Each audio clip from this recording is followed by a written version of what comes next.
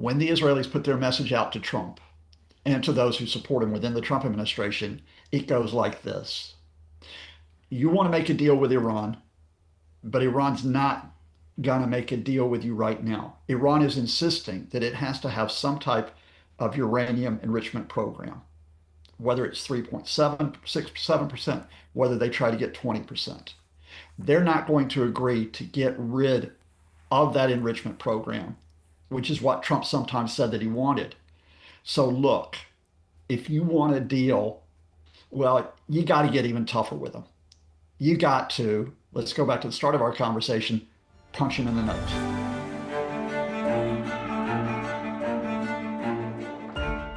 Hi, I'm Maddie Hale and welcome to the Trump Report. Today I've had Scott Lucas on the program. He is a professor of US and international studies at the Clinton Institute at the University of Dublin. He's walked us through this new trade deal with the US and the UK officially signing off on the trade deal while both leaders have been at the G7 summit in Canada. We speak about the fact that Donald Trump left the summit early. He said he left for good reason. Emmanuel Macron tried to have his back and said he left to broker a ceasefire between Israel and Iran, but Trump says that is not true. So all that today, we speak about what's actually happening in Iran and these counterattacks between both nations and what's next and whether we'll see another attempt at this nuclear deal. And we also speak about Vladimir Putin's role in this, whether he will have to be in some sort of mediating position between Israel and Iran, and the fact that this might put ending the war in Ukraine on the back burner. So all that today on the Trump Report. You can watch us every day, Monday through Friday, on Times Radio's YouTube. Or if you don't have time to watch YouTube, you can stream us as a podcast every day on wherever you get your podcasts. Scott Lucas, a professor of American and International Studies at the Clinton Institute at the Dublin University. Thank you so much for joining the Trump Report again. Well, thank you so much for letting me sneak back under the door. Scott, we've of course got to start off with the news that the US and the UK have officially signed off on their new trade deal while both Trump and Stummer have been at the G7 summit in Canada. This will see reduced tariffs on cars being shipped to the United States. It will see 10% tariff on most UK goods and the removal of tariffs on airspace products. But Scott, walk me through this deal. Is this a significant win for both parties? Not a trade deal. Wow.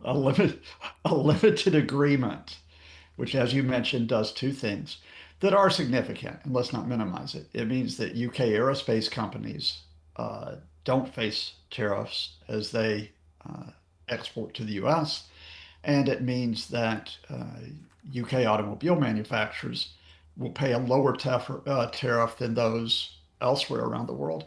They'll pay 10% rather than 25%.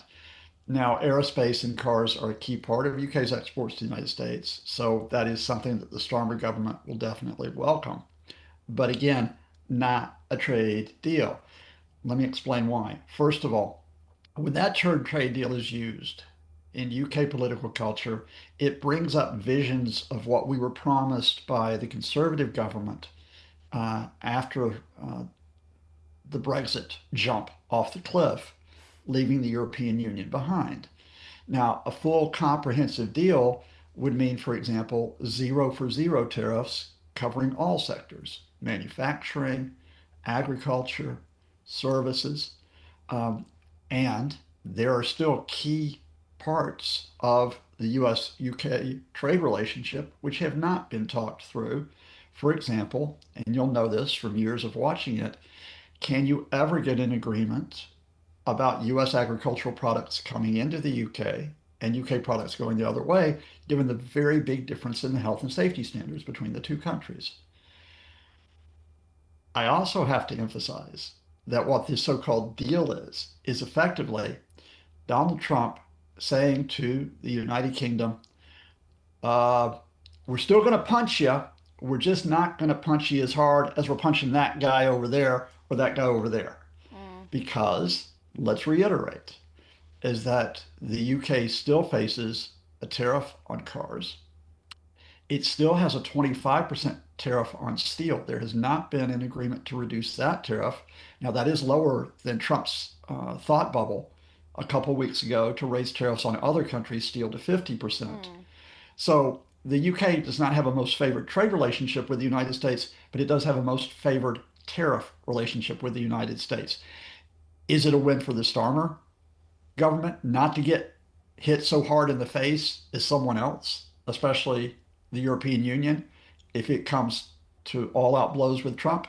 Yeah, it's a political win, but it's a political win in pulling back what is a damaging situation and continues to be a damaging situation. But it's definitely a political win for Starmer in this first, few years of his prime ministership, especially because a lot of these other countries and close allies, Scott, they don't have any deal in place. So it just goes to show that, the UK was the first cab off the rank. So that's, of course, a win for him. But of course, there was this little slip up from Trump who mistakenly said that he had signed a trade deal with the EU. Yeah. And that's a telling slip up because let's realize, first of all, uh, the EU does not have tariffs on its good yet into the United States beyond steel and aluminum and cars because Donald Trump, when he had to back off his initial Liberation Day tariffs, which lasted only a week, on April 9th, he said, all right, well, we've got a 90-day window. Now that window expires on July the 9th. So we wait to see what's going to happen, again, specifically with the EU. Will Trump go back to a 20% tariff on EU goods, having reduced it to 10% along with the rest of the world? Will he go beyond 20%? Look, let's get to the reality of what's happening here from the US side, from the Trump administration side. And there's two things in play here. First of all, like I said, this is just Donald Trump swinging at everybody and seeing if people swing back. Now, some countries who have swung back, like Canada and Mexico, um, they've escaped the retaliatory tariffs, although they do pay on steel. They do pay on aluminum. Um, so he has been punched in the nose in response. There are other countries that are trying to talk him around, flatter him, trying to avoid the damage. So we're still like in this chaotic vortex of Donald Trump operating personally. Hmm. This is just Trump bullying people because he thinks mistakenly I'm getting money from them. And a Yeah. reminder, because it's key for your viewers, the first people who pay the cost of tariffs are not me in Ireland, you in the UK, anyone in Europe.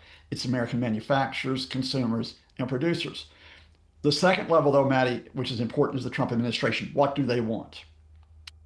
There are people in the Trump administration who would like to split the UK even further away from the EU. Indeed, they would like to split up the EU. So, one of the reasons why the UK is getting off a bit lightly and why Starmer can exploit this space is because there will be Trump administration officials who say, all right, pull the UK towards us, pull them away from those bad boys and girls in Brussels.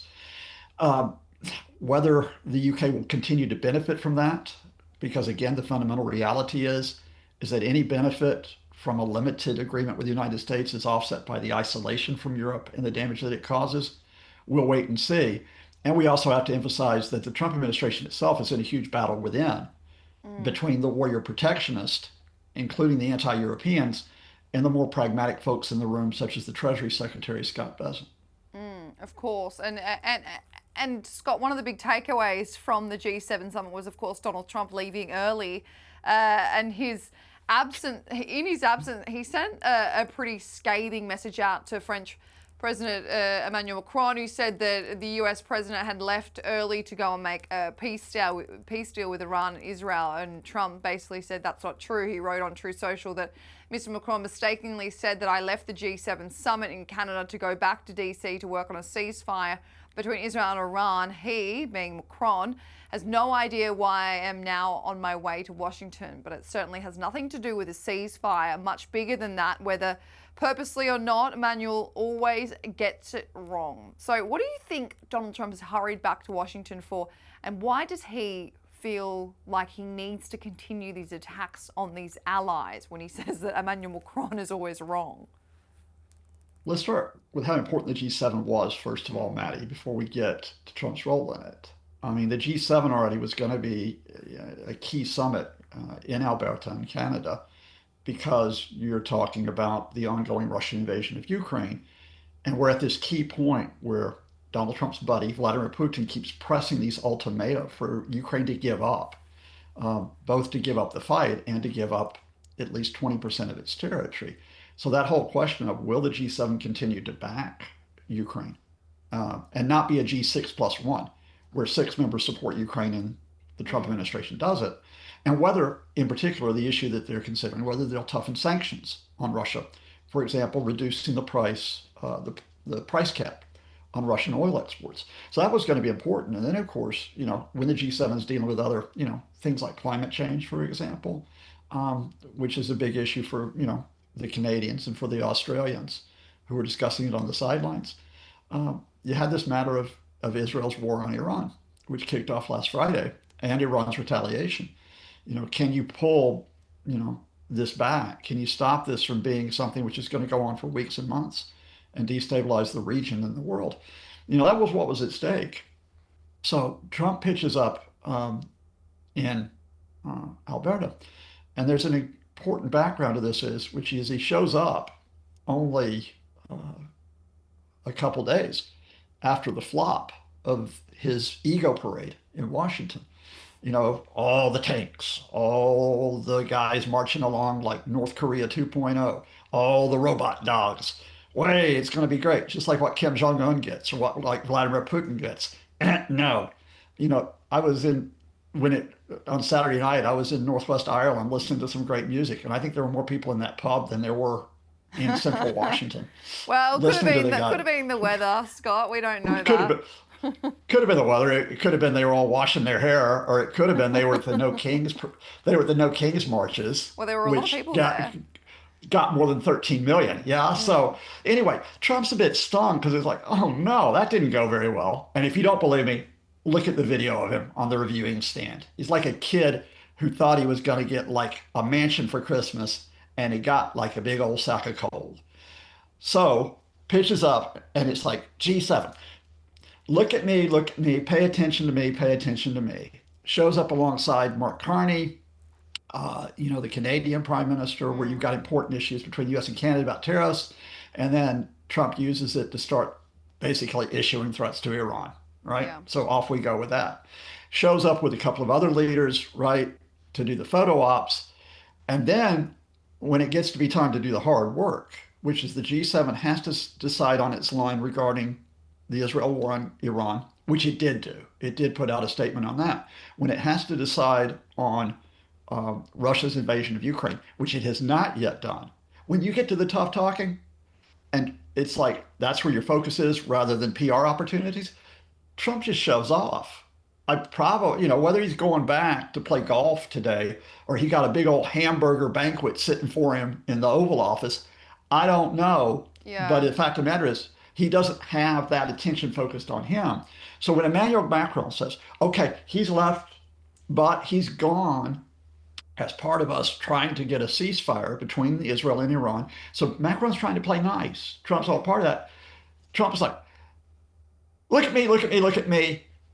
Emmanuel doesn't know what he's talking about. I know it, I but left. Scott, it was almost Yeah. like Macron was trying to basically, the teacher has said, "Where's the student?" And Macron's his friend that basically said, "Oh, he had an appointment," and gave a good excuse for why the leader of the free world would be leaving the G7. Yeah. And meanwhile, Trump's stripping off in the playground, running around naked, saying, "Oh man, I'm the big guy on campus." It's like, no, you aren't.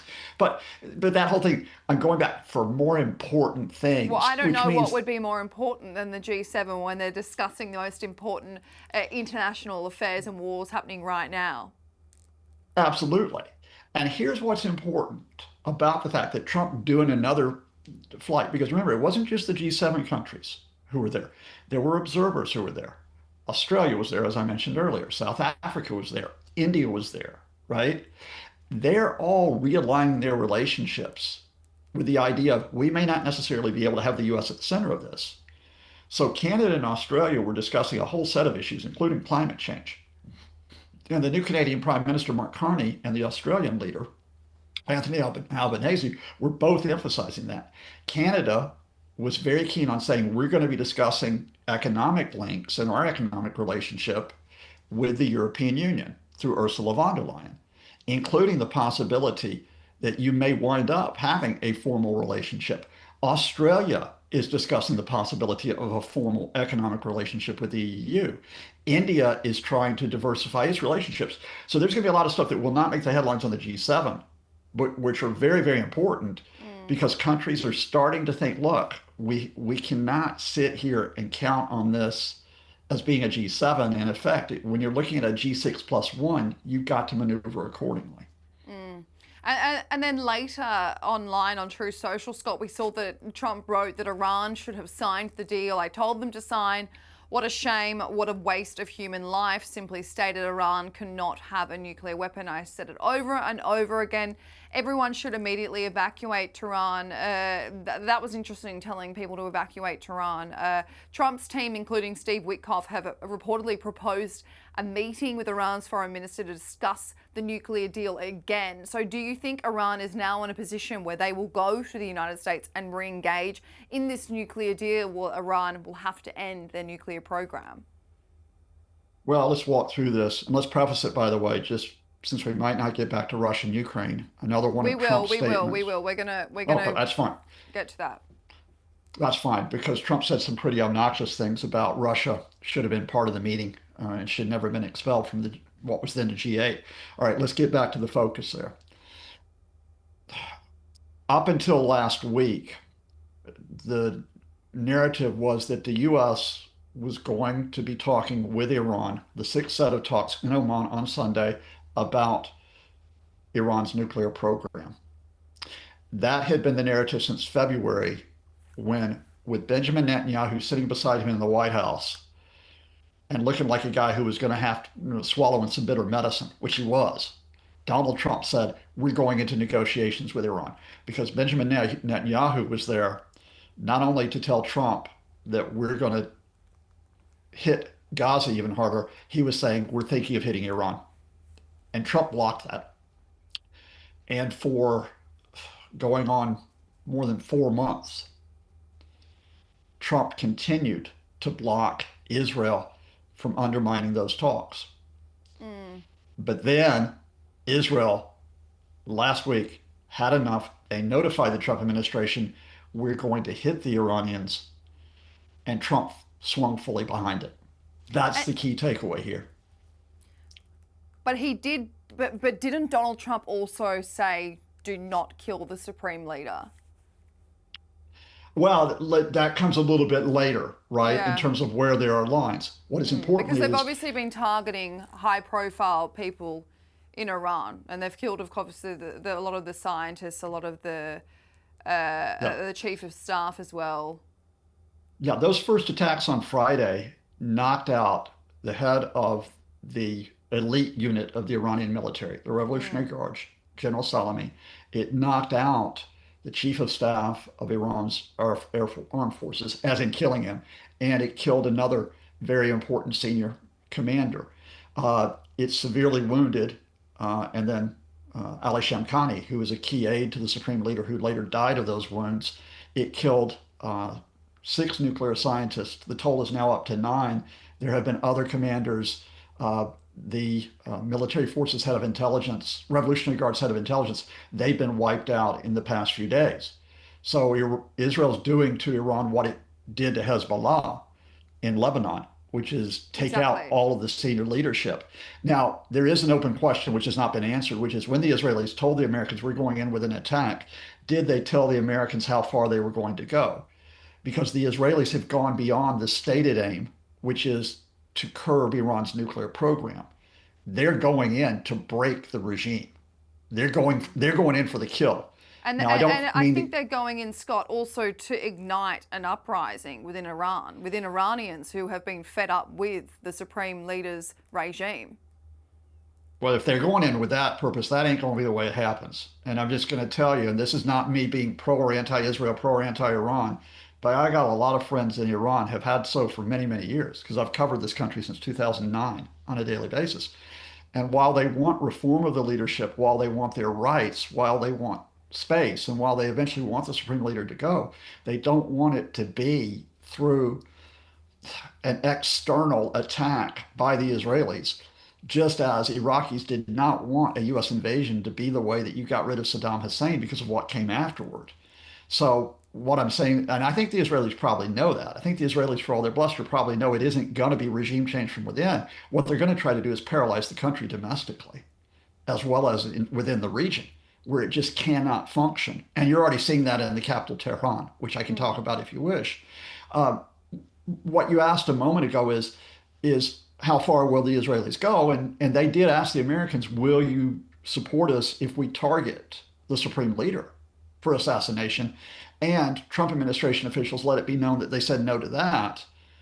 But of course, Benjamin Netanyahu tried again yesterday publicly, telling the Israeli people, telling a U.S. outlet uh, in an interview, well, it would be a good thing if the Ayatollah was killed. That actually would be stabilizing. But Scott, So, who has the power in this relationship with Israel and the United States? Because the United yeah, States will always say that they're the leader of the free world, that Israel basically needs to be funded by them, and so and so, and then Israel will basically go and do what they want, and then. And I'm not saying that this is a good or a bad thing, but it is interesting because we did see Donald Trump originally come out and say that these attacks on Iran had nothing to do with the United States, despite the fact that Israel did warn them about the yeah. attacks, warned them about their plans, and and then Trump came out and said the attacks occurred because he gave them a 60-day deadline to sign the nuclear deal, and they didn't do that. So I'm so confused as to who's got ownership over what's happening. And then, of course, Israel's entire military capability is funded by the US, including weapons and intelligence. So I guess what is the truth of not only the power dynamic here, but who's behind this operation? Let's cut to the chase because there's the wider context we could talk about in a separate program about the Israel-US relationship, Yeah. which goes back decades. We could talk about how the Biden administration has given Israel a wide berth on the open-ended war in Gaza. This situation came about because the Israelis played Trump. And I kind of need how to explain that as an analyst. If you wind this back a few weeks ago, remember it was the Gulf states who were playing Trump. They were keeping the focus on the economic relationship, on getting a lot of advantages from getting in US high tech, getting in US AI. They were pushing Trump to at least make some criticism of the humanitarian blockade on Gaza that was starving Gaza's children, and they were trying to keep the Americans from supporting an Israeli attack on Iran. So they had succeeded. So what happened last week? When the Israelis put their message out to Trump and to those who support him within the Trump administration, it goes like this. You want to make a deal with Iran, but Iran's not going to make a deal with you right now. Iran is insisting that it has to have some type of uranium enrichment program, whether it's 3.767%, whether they try to get 20%.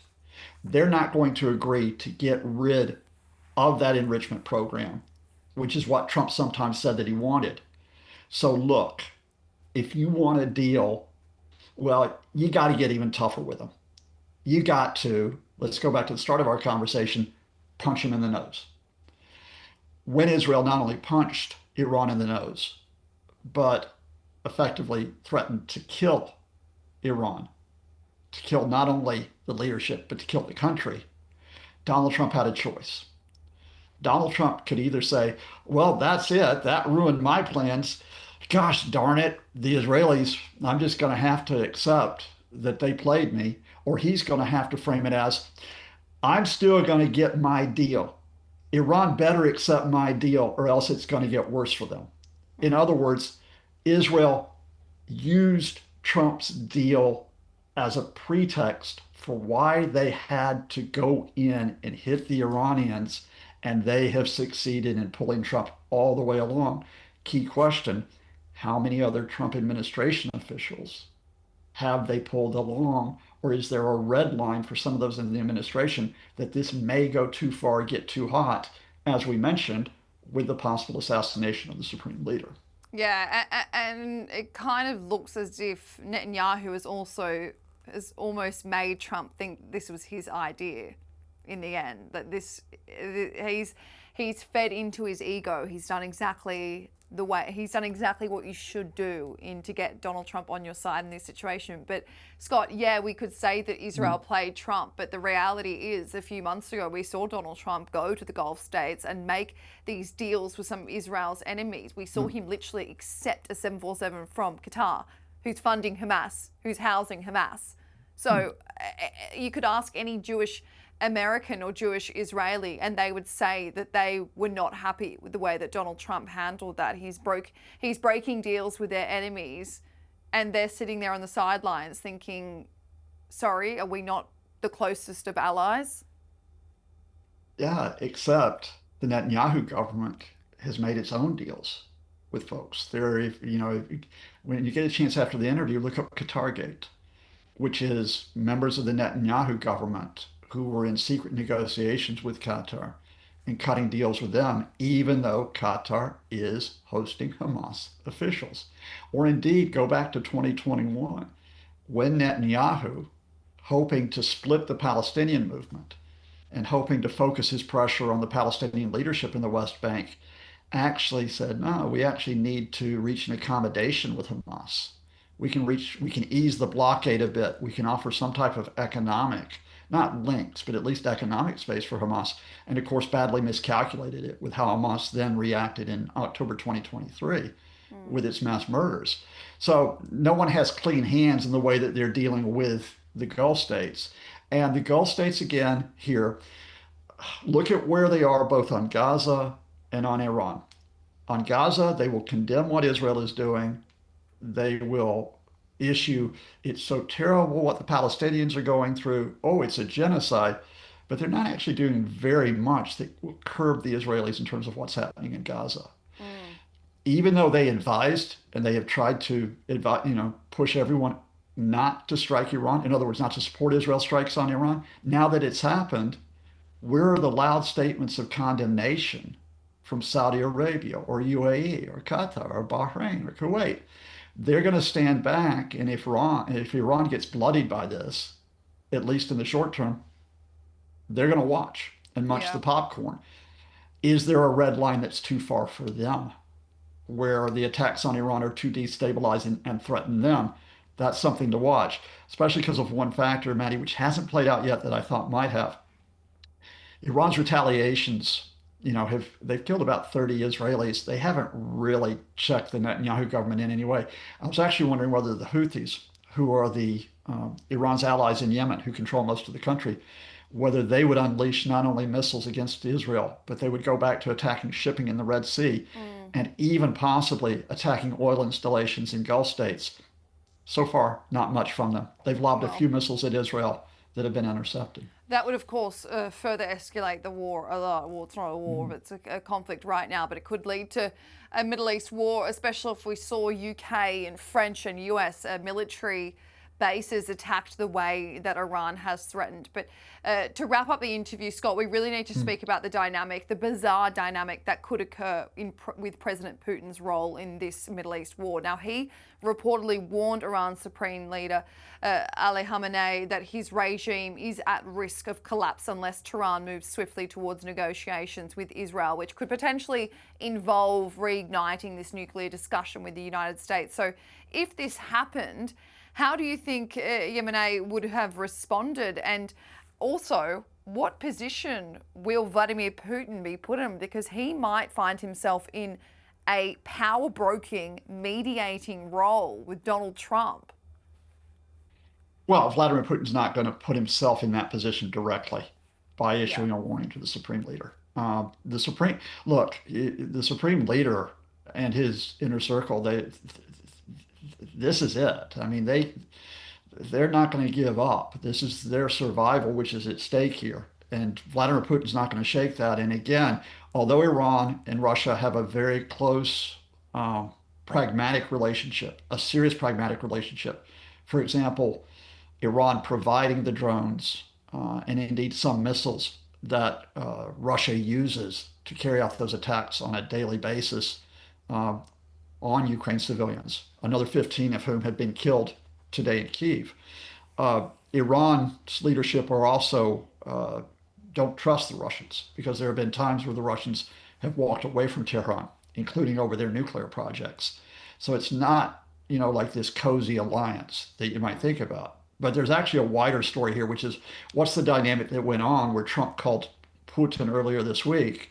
And then they issued the statement of, oh, we talked about serious matters, like Israel and Iran, and we talked about what's happening in Ukraine. And what it has to do here with is it has to do with Russia working with Trump to try to keep that pressure on Ukraine and beyond that to make itself the important power. So you talk to Trump so that Trump doesn't support the toughened sanctions on Russia that the G7 are considering. That's an immediate thing. You make sure Trump doesn't support the toughened sanctions that the EU is about to adopt. And then what you do is you have Trump proclaim that Russia is at the table, that Russia should not be isolated. So, what was the statement that Trump made, again, alongside Mark Carney, the Canadian Prime Minister, almost as soon as the talk started uh, at the G7? Trump said Russia should never have been expelled from what was then the G8. And if Russia had not been expelled from the G8, it would not have invaded Ukraine in 2022. Now, let me tell you how nonsensical that statement was. Russia was expelled from the G8 because, in the aftermath of the People's Rising that got rid of the pro Russian leader, Viktor Yanukovych, Russia seized Crimea, occupied it, declared that they were annexing it, and they tried to split off eastern Ukraine, the Donbass, by providing military support to the separatists. In the process, by the way, remember, shooting down a Malaysian airliner and killing almost 300 people. So Russia was expelled from the G8, not because someone had a bad day or someone was thought, yeah, I just don't like this Putin chap. They were expelled because they broke international law by effectively invading Ukraine at that point. And here Donald Trump was saying is, oh, if they hadn't been expelled for invading Ukraine and annexing part of it, they wouldn't have invaded Ukraine. Donald Trump don't do logic, right? The key point here was what he was saying here is Russia should be at the top table. The same way that the initial play of the Trump administration, before Vladimir Putin screwed it up, was that the US and Russia were going to agree on a settlement of Ukraine over the heads of Kyiv and over the heads of Kyiv's European partners. That's the issue. Do you Scott. continue to isolate Russia over its behavior, or do you go along with Trump and let them back in? Well, I just want a final answer from you. So much is obviously happening, Israel and Iran, whether Putin gets involved or not, whether Donald Trump reignites these discussions with the nuclear deal. How much does this put ending the war in Ukraine on the back burner, do you think? Look, marathon, not a sprint, Maddie. Yeah. The reality is, and Ukrainians know this, Vladimir Putin's not going to compromise. Vladimir Putin's going to demand 4, maybe 6 regions of Ukraine. He's going to demand that Ukraine be weak, neutral, demilitarized. He's not going to back off from that. So you're not going to get a negotiated settlement. So what do you have to do then? You have to say that, first of all, Ukraine has to be defended where it doesn't have to capitulate to the Russians. And then you have to put it in a stronger position, a stronger economic position, a stronger political position. So while Donald Trump is messing about and hitting Truth Social every day or two, first of all, Ukraine, its allies, not just the Europeans, countries like Australia, countries like Canada, countries in Asia, are going to have to continue to maintain support for Kyiv. They're going to have to realize that this will not end next week, next month, or next year, and they have to continue the lines of communications with the people within the Trump administration and in the US Congress who realize that this needs to be done. So here's one to watch, Maddie, after all that we talked about. The sanctions bill against Russia to toughen the measures has been endorsed by 82 of 100 senators, Republicans and Democrats. Will those senators make the move to table the measure for a vote and then try to get it through the House, where Donald Trump has to face the choice either accept the bill or veto it? Yeah. That would change this narrative that Donald Trump, he's always the guy who makes the decisions in Washington, because sometimes while he's leaving the G7 early and insulting Emmanuel Macron and going back to his hamburger banquet in the Oval Office, he may not be the most important guy. Well, we'll be watching that, Scott, because of course the bipartisan sanctions bill, it's been trying to get through the Senate, but of course Trump's reportedly stalled it a number of times. He's asked them to water it down. So let's see this week, in the next few weeks, to see if this actually goes through, because this is a card the US can play to significantly damage Russia's economy and potentially end the war. So, Scott Lucas, thank you so much for joining the Trump Report today. Thanks to you and all of you great people.